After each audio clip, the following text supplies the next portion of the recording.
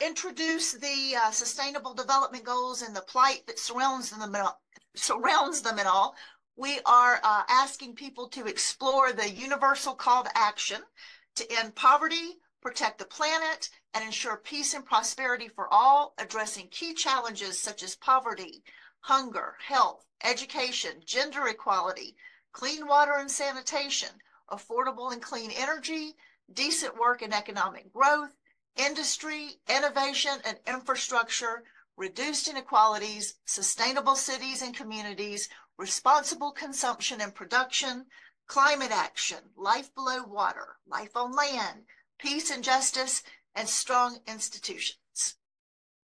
Amazing. I tried to count, but I lost track.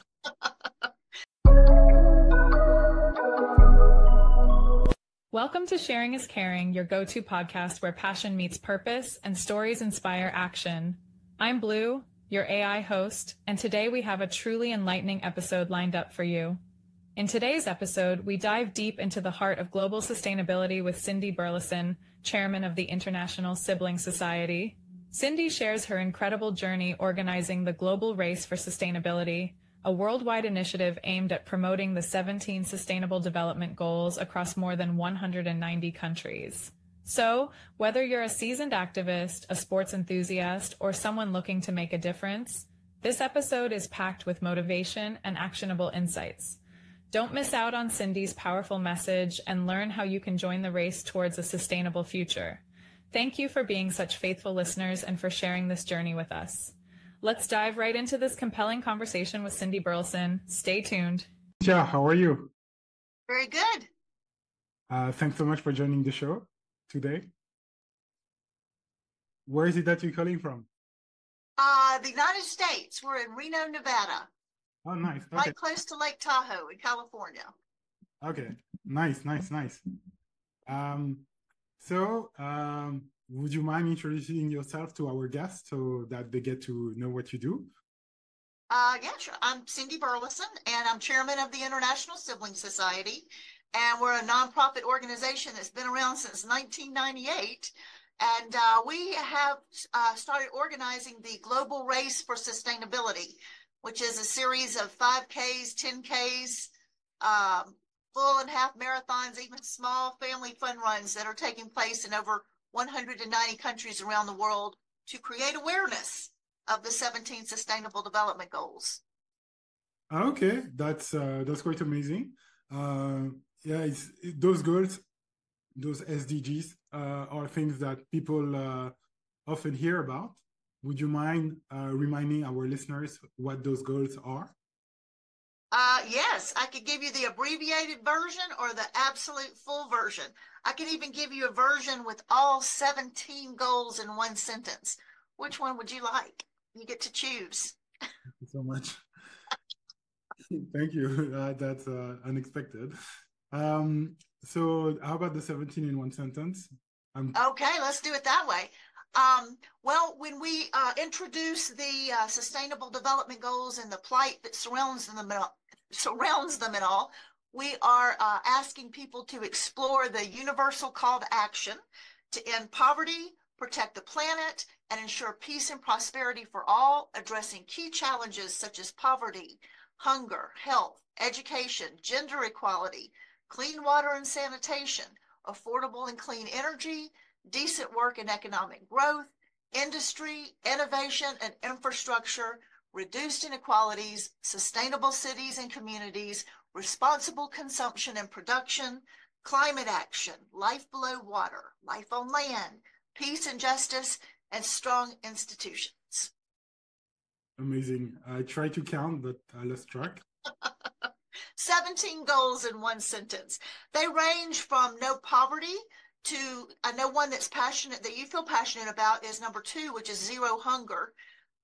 Also good health and well-being, quality education, gender equality, goes on into climate control, life on the planet, and then ends up with number 17, which is partnership for the goals. That's my favorite one. Partnership for the goals. Mm-hmm. What is that? It's just when we're doing, just like what we're doing now, reaching across borders. You're in Switzerland, I'm in the US, and We're just reaching out, exploring your nonprofit, my nonprofit, seeing how we're working together. It seems like we agree and can work together on goal number 2, partnership. Which is zero hunger, and that whole process is just creating partnerships and coalitions across borders to achieve the goals by the year 2030, which is the goal. Wow, amazing. 2030 is like tomorrow. Right, exactly. We're very much on the finish line. That's why we're organizing this race, because we're racing towards 2030, racing towards the finish line. That's so cool.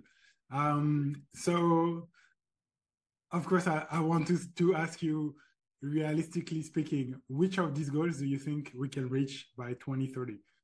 It seems we will fail all of them. I'm just giving you my honest, my own opinion, which is a big shame. I think, as you reminded, everyone should agree on those goals. It's like should be the basis of any conversation, actually, and but we are so far from them. So you obviously know your thing. Which goals is like more than 50%, 60%? Well, Jonathan, your question is right on the mark. That's the question that should be asked and that everyone is asking right now. And there's a lot of debate as to whether or not we can even achieve these goals. These are not easy goals. They're big, big, difficult goals to achieve. So it's not small town potatoes. It's pretty large. So there is a lot of discussion, both at higher levels of society, on through academia, on the ground. Everybody were wondering, is it even possible to achieve these goals? So that is up for debate. Some people say we will. Some people say it's too much to ask. So it's just a perpetual question of, is the cup half full or half empty? It depends on which way you look at it. I can tell you that there was a recent report that was released by the United Nations within the last few weeks or months. I heard about it at a conference in Malaysia a couple of weeks ago. But it says, the United Nations report says that we're only 17% achievable, or the goals are only 17% achieved at this point. And the way it was presented at this conference was, that number is so low. That number is so low. We're not doing good. We need to do better. And I get that. And then during this race, we have been talking with lots of podcasters. Podcasters have helped us get out the word around the world that we owe the success of the global race for sustainability to what podcasters are doing to get out there and spread the word. Well, when I talk with people like you and other podcasters, I say, well, we're at 17%. And it's amazing how much they say, oh, well, that's great. That's good. When I was a kid, this and this, we've come such a long ways from, the 50 years I've been on the planet, or whatever they would say. So it depends. Are we on target? Are we doing well? Will we be able to go from 17% to 100% by 2030? Or, where are we? Do we need to work harder?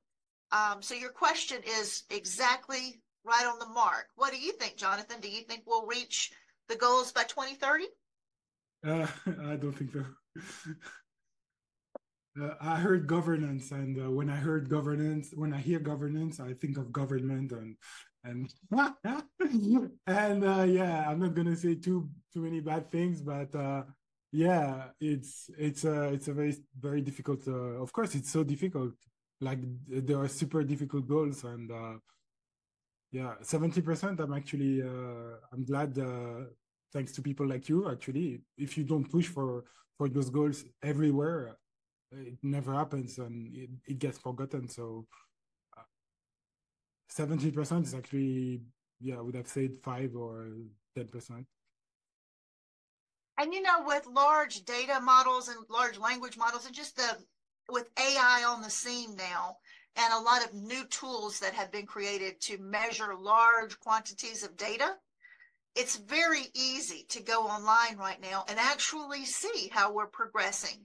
with the Sustainable Development Goals. According to countries, according to sectors, each one of these 17 goals is further subdivided into many, many, many measurable points and targets. So luckily, it's all measurable. We can all go and see how we're doing, just tapping into the right tools. And more tools are being, are coming out all the time. So it's easy to track and see how we're doing. But it is a constant, the target line, it's always moving. We might be doing good in one area today, and, next week or next quarter, it's different. Maybe we're doing better. Maybe we slip back. Okay. Yeah, that's even that. Yeah, you're looking at those goals all the time. I tend to see them as moving always forward in the correct direction. But yeah, as you said, the truth is probably closer is definitely closer to what you say. And yeah, I don't I don't follow that, but yeah, it's moving backwards and forward and backward and forward. So yeah. Mm-hmm. And so a questions I had, of course, is why is racing the best way to promote those sustainability development goals? Well, the short answer, without giving a bunch of background, and the sport for development and peace movement and Olympic studies and all of that, we'll just say that the International Sibling Society has been involved in studies and such that show sport as a way to bring about peaceful outcomes. Excuse me, I feel like I stuttered. Sport is very effective in addressing big social issues. For example, it's also called like the power of a soccer ball. You have a war-torn region, a place of instability, and you introduce a soccer ball, no matter how ragged up and how flat it may be, or whatever the situation, whatever the condition of the soccer ball, and immediately, it just has a positive impact, and people organize around that soccer ball, and it changes the environment of what's going on around it in a negative sense.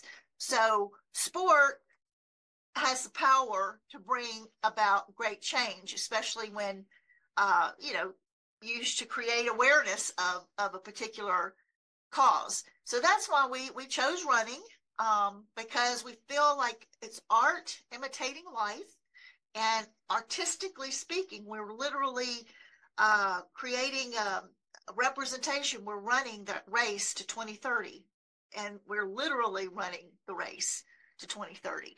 So we're running with our feet on the ground, and we're also running towards the goals figuratively, like we're working towards the goals as society. So I hope that answers your question. Yeah, well, yeah, of course. Thank you so much for the insight. Yeah, of course. Given the Olympics is starting this week, it's a powerful reminder of the power of sport. We take it for granted. But yeah, as you said, the story about bringing a ball in a war-torn region makes me think of a picture of Messi. He basically took a picture with a guy from Afghanistan, a kid from Afghanistan. Have you seen this picture?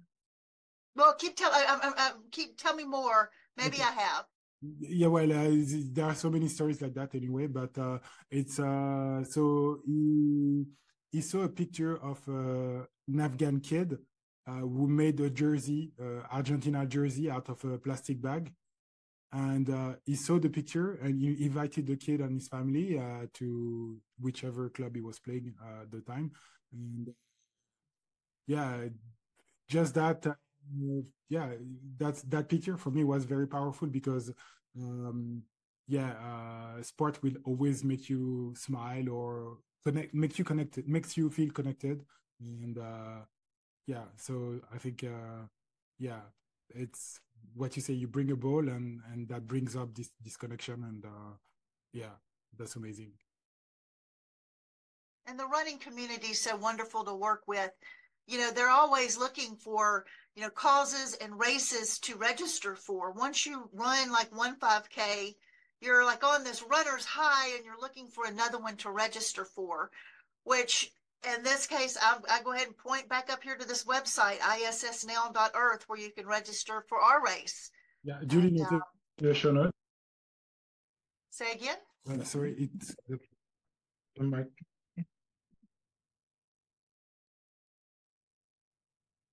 Hello? Yeah, I'm here. Sorry, yeah, I touched the microphone and it cut the connection. So Julie noted it will be in the show notes. So issnow.earth, a very nice website. Mm-hmm. We'll put, of course, all the information in the show notes so that people can register for the next race. Yep. Okay, so as you know, our angle with farmlands is more food. And yeah, what do you think of that goal? And the goal, the second goal, the ending hunger. What's your view on that? And do you think it's realistic by 2030? Well, let's talk about it. I can just throw out some facts here. That more than 600 million people worldwide are projected to face hunger in 2030. So that's the projection, 60 million people in hunger in 2030. So, there's high food prices that are continuing to, plague many nations. Also, 1 in 3 people worldwide struggle with moderate to severe food insecurity. So that's, 1 in 3 people. It is a big, big problem, that's for sure. And so one thing that we had talked about briefly, you had mentioned when we were talking about the goals, when the word government came up, you felt like red flag. You didn't like that idea of government, and I can't say it's when it comes to achieving specifically this goal, number 2, it is definitely a balance between government and on the ground, feet on the ground, what's happening in the local area. Because there can be great programs and great opportunities to get food into countries. And then once it gets there, it, just doesn't go to the people that it should go to. So that's a big, situation where, but all levels of society have to work together if it's going to be, achieved and be successful. If food is actually going to be delivered, for it to be dispersed properly, that takes both higher ups and feet on the ground, people, overseeing on the, local ground. Also, there's issues like farmers. You work with farmers so much. Somebody during the podcasting, promoting the race and everything, was telling me, let me think my country's here. I want to say this situation was happening in India, but the gentleman was in Australia. So it could have been, and it was an example. It's his example. This is what he said. I may have the country off. Maybe it was India. Maybe it was Australia. But his explanation, what he was saying was that the farmers were making lots of food. And they put the word out that if you need food, there it is, go get it. And that it wasn't being harvested on a local level, and the food was rotting because the people weren't getting it, as in like weren't taking the initiative to go get it. They're growing, freely available on these farms. So that's the flip side to, the first example. But if you tie them both together, both government and higher level decision making and provisions that are brought in have to work hand in hand with local for presence. Sure. Of course, I definitely agree. That's our mission, exactly our mission. So our mission is to help farmers to sell directly. And a big part, if it works, if we succeed, even moderately, if we have a bit of impact, it should firstly allow farmers to sell to their communities, which strangely enough is not happening so much. Maybe it's better in some country than in others, but the food industry, the agro industry is so that typically no one see the food from the local farmer. So, And one thing that the International Sibling Society loves doing and has been doing since 1998 is building coalitions. So this gentleman in Australia might be someone that you and your organization would benefit from collaboration and coalition building just on the issue around food. oh yeah, gladly. If you want to make an introduction, gladly. We should. Of We course. should Thank put you you. all together. Thank you. Thank you. Then, speaking of bad activities, you just had your last race. How did it go? It went good. The race of 2024 just ended last week as we're getting ready for the Olympics coming up, but it just ended July 20th. And people have been running the race from May until July. But this year, pretty soon, beginning very soon at the end of the 2024 on into 2025, we're going to open it up a lot sooner. Give us just a few weeks. Let's get through the Olympics 2024, and then we'll start talking about the race for next year. But we're very much just seamlessly switching from last year to next year. So it'll happen pretty soon. Nice. That's something I wanted to say.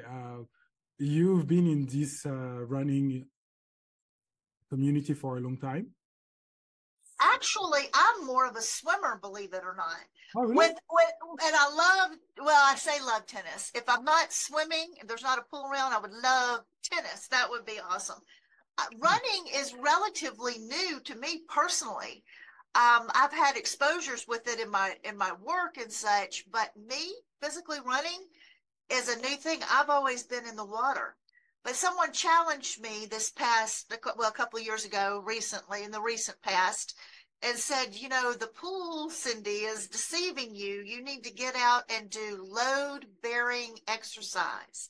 And it made me think, wow, load-bearing exercise. So I started the running thing, and it just felt so wonderful.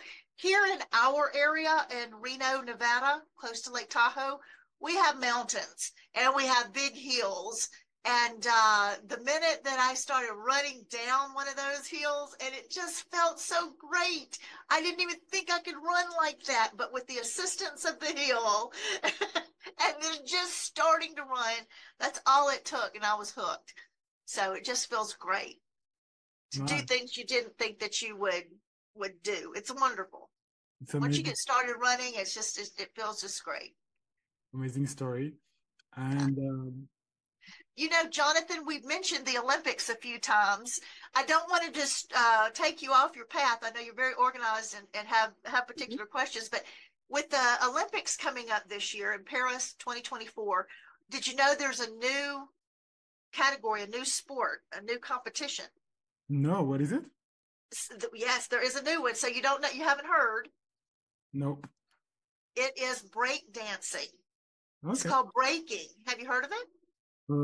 I see what it is, but you probably have more to say. So go ahead, please.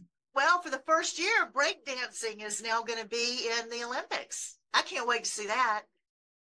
Nice. That's going to be interesting. Breaking. Love it. Good stuff. Nice.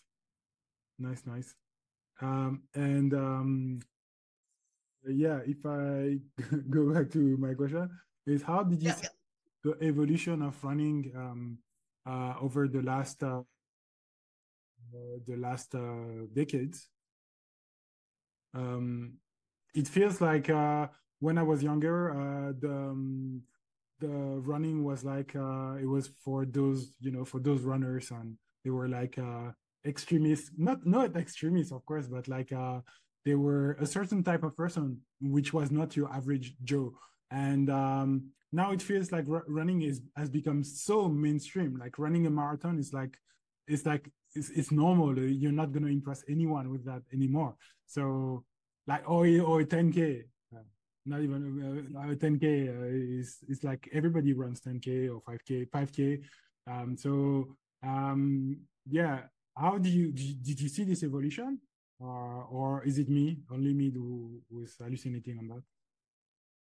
Well, I like your observation about that. That's great. That running seems to be a thing that everybody's doing.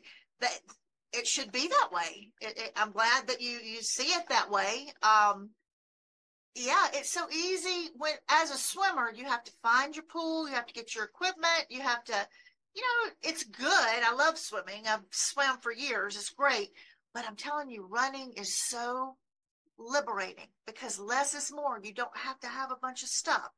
You don't have to have clunky memberships and at pools and gyms and workout places. You just open your door and you run. It's just fantastic. You get to breathe the fresh air. We've been stuck with the pandemic and all of that. I mean, it just feels great to just be outdoors underneath the sky with nothing but your feet, your body, and that's it. Feels good. That's a great way to make me feel bad about not running these days. So thank you. I wish I do it more, but yeah, I've been lazy, and yeah, it's a great reminder that it's so easy. You just open your door and you just go, no equipment, no membership or whatever. So nice one. I think finding the right location that works for you is the best thing too. For me, there's a certain time of day that I like to run. And actually it's with a local running group in our area. They meet, it happens to be 6 p.m. twice a week. And at certain times of the year, that's just when the sun is going down and it's getting dark. So we can talk for a few minutes and see each other's faces. And then all of a sudden someone says, let's go. And then we all start running. And by that time we have our headlights on because it's dark and we can't, you have to be able to see where you're going. So you wear your lamp on your head. And that is, I like running right there as it gets dark. It's fun, especially when hills are involved. I don't really like running flat area. So you have to find that perfect location that works for you. It may not be around your neighborhood with all your neighbors. It may or may not be on your exercise Peloton in the back room. Maybe it's that moment right when the sun goes down, up and down hills. At least it is for me. Nice. Thank you so much for those tips. Bear with us. I wanted to ask you some tips at the end of the interview, but that's already one. So thank you so much. Nice time for a question we asked to all our guests. What do you like to eat? Are you more a restaurant person or a cooking person? And what are your favorite foods? Well, let me go with the favorite food. I don't know why I think cantaloupe, but I really like cantaloupe, fresh cantaloupe. But I also like cilantro.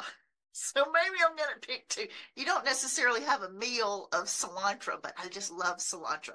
Ginger is another thing I like, but you don't just have meals of cilantro and ginger, but those are like those are in my favorite food categories. But if I had to pick one, I guess I'd have to pick cantaloupe. And then you ask if I like restaurants or if I like cooking. Well, if I had a choice, which you don't always have a choice, it is nice to go out.